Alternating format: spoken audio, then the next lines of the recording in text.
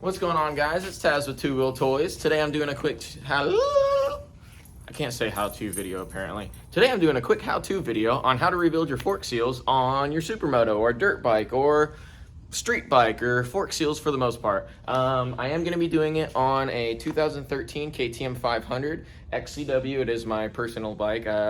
These are twin chamber forks. I'll show you exactly how to do them. Everyone makes a big deal about fork seals. It's really not that big of a deal. If you live in Denton, Texas, though, you better bring those suckers to me because it's really hard to do, believe me. But if you don't and you can't bring them to me, then yeah, it's actually pretty simple. You just got to be very clean and you got to know what you're doing. So anyway, I guess I'll jump into it quick. Like I said, oh, before I do that, if y'all want some merchandise, we are making a bunch of different shirts. This is one of the ones we have, Build, Break, Fix, Repeat. It's got Two Wheel Toys, it's got my logo on the back. And actually, I'll just show you guys all the rest of the ones we got going on. I will put a link in the description on all the shirts and hats and stickers. We got all kinds of stuff. So if y'all want anything, come on, hit me up. So we have a lot more than just this stuff, but if y'all want anything, y'all let me know. We got, like I said, we're doing a bunch of different setups, different sayings. Anyway, we'll be making a lot more. Like I said, we got hats, we got stickers, but we'll have a lot more merchandise soon.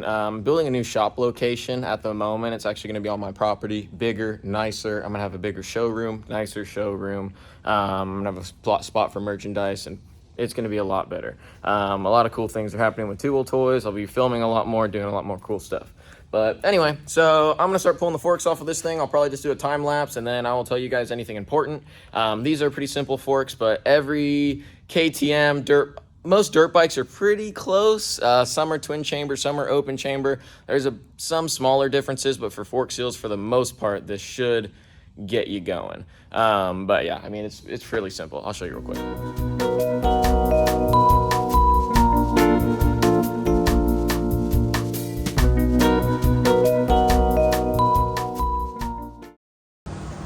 Alright, so we got the fork off. To get the cap off, you're supposed to have this little tool. I got this Motion Pro one. You can get the exact same one. It works fine.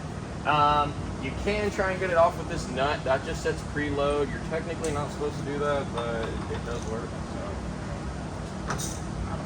So I do it the right way around here. I will not ever teach you guys how to do anything half-ass or not the 100% correct way. So yeah. Take the cap off, you let all the oil out. So for whatever reason, I thought these are closed chamber forks. They are open cartridge style, so you don't have to take the bottom off at all. You just take the cap off, and that should be...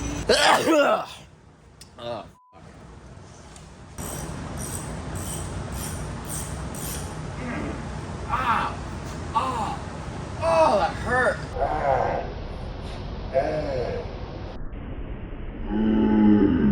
Hurt. It probably didn't look like nothing, but that hurt. Anyway, get you a 22 millimeter and a 20 or 24, I believe. Yeah, 24. Get the cap off.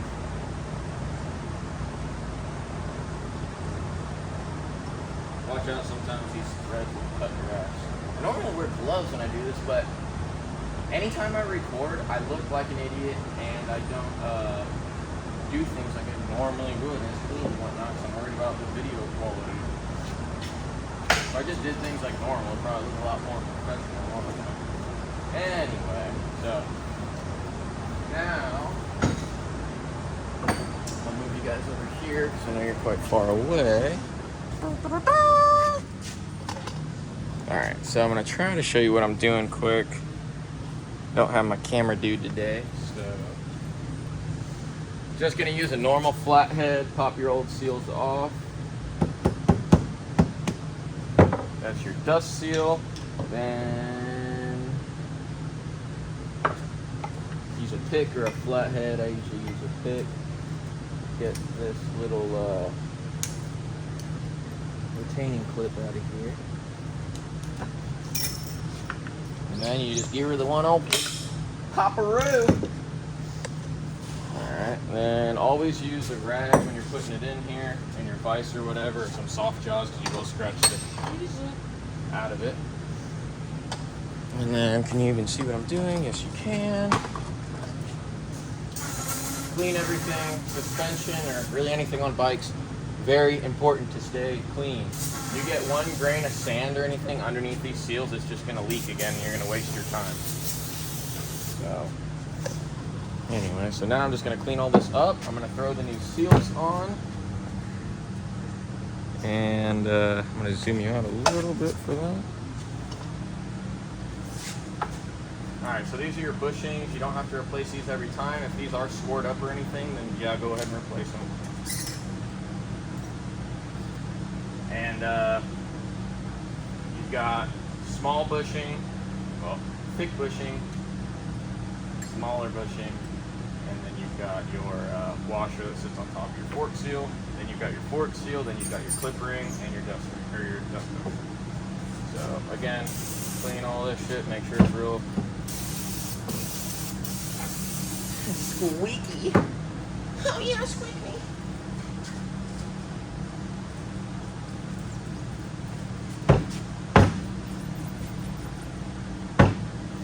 Someone walked by. They think I'm fucking crazy. Anyway, so you got that all clean. I use what is called a bullet. It will help you get the forks on without cutting them. And technically that's the correct way to do it. Can you do them without one of these? Yes, but you got to be really careful. I would suggest just getting one. They're super cheap. You can get them on Amazon. But again, dust seal, clip ring, fork seal, washer, bushing, clean everything again.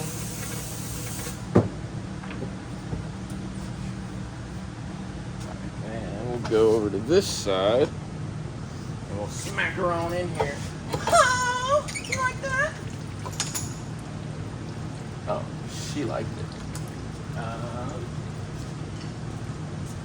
Now, these are 48mm forks. I got a 48mm seal driver. And you just drive her on in there, drive her home.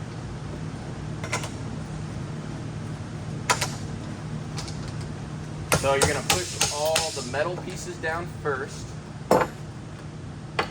then re-clean. And then fork seal next.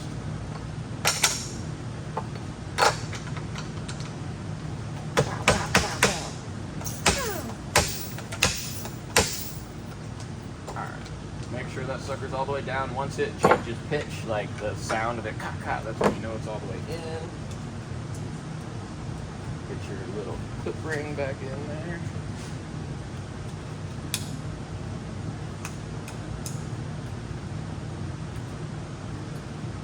I normally would just go like this, just to make sure the clip ring is sealed all the way around. And then clean one more time. I move the fork seal, or the dust seal, just to make sure there's no dirt underneath it. And then to put these in here, it's very simple. Alright, so now that you got the fork seals in, you're going to set the fork oil level. The fork oil level is the amount of air from the top of the fork to where the actual oil level starts. You're going to run 5-weight. Alright, so you're going to run 5-weight in the bike like this. Basically, all you're going to do, fill this sucker up.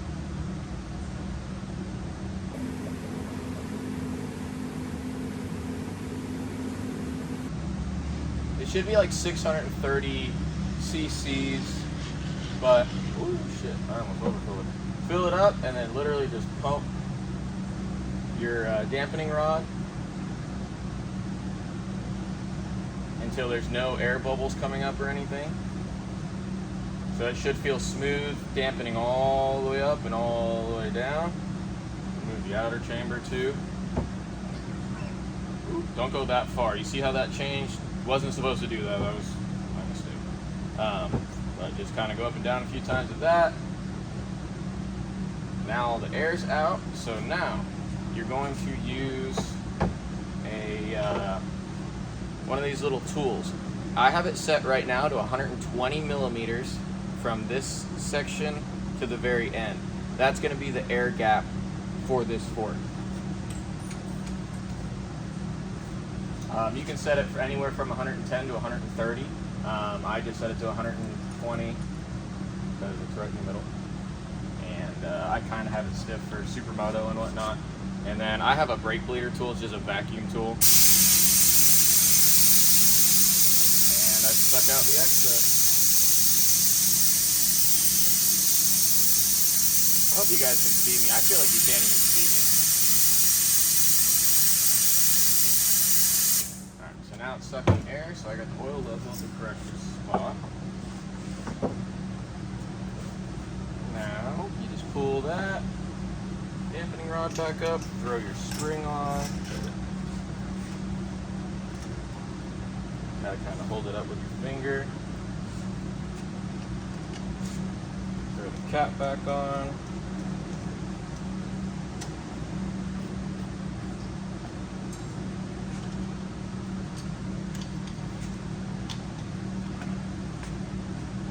And just tighten everything back up.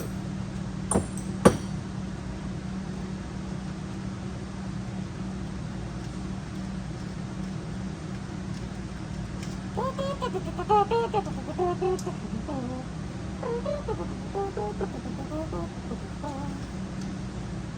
gonna make my own music for YouTube because they can get mad at me if I put any other music. Lame. Alright. Get that tight.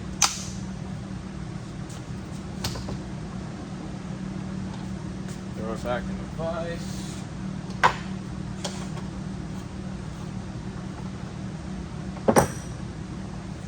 And yeah, that's pretty much it. At this point, you're just going to tighten this.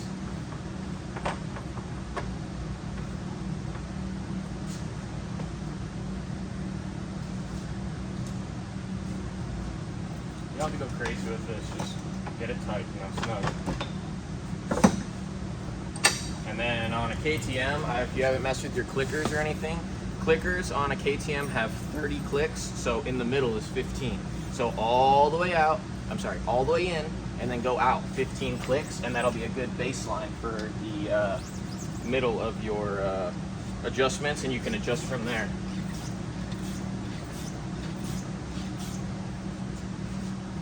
Seems good to me. All right, now I'm gonna do a line of below and do the next one. So I might just be going really fast, just so you guys know.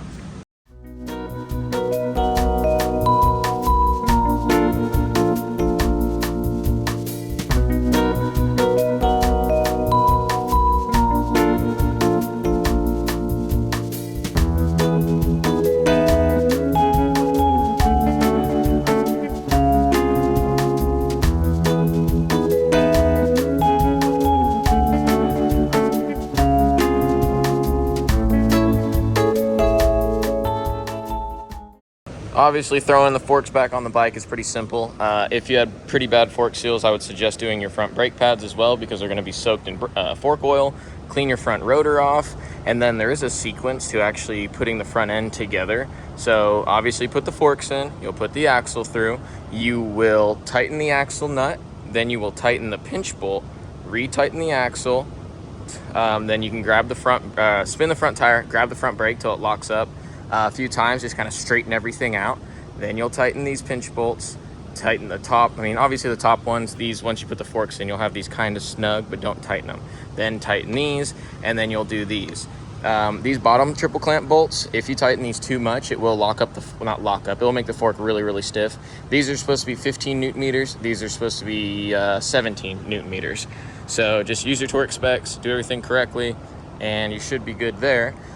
Now, the reason the rear is off of my bike, I just had a crazy situation. Never buy Moose rotors. I think I just grabbed the wrong one. Where the heck is it? What the heck is going on? Am I tripping? I just had a sprocket and another, oh wow, they're right here. They're just hiding. Okay, I'm gonna cut that out of the video because I'm an idiot. Okay, pretend that didn't happen. So the reason that the rear is off of my bike is because I went to go change my rear sprocket. I was gonna go from a 45 up to a 48 on the rear. I'm running a 1448 now. And I noticed my rear rotor. This is a Moose rotor that is less than 6 months old. I would not suggest using Moose rotors. There is one crack there. It's hard to see kind of on the camera. There's another crack right there. There's another crack right there. And I believe there's one more hairline crack. But either way, that would have freaking killed me. That would have either locked up or blown apart, and I wouldn't have had rear brakes anymore. So do not use those rotors. Well, it's another day because doing that whole rear wheel setup and whatnot took a little bit longer than expected, but that's pretty much that. You know, that's how you do fork seals. If y'all need anything, have any questions or comments, you're welcome to hit me up. I have all my information at the end of the video. I'll post a link for any merchandise in the description.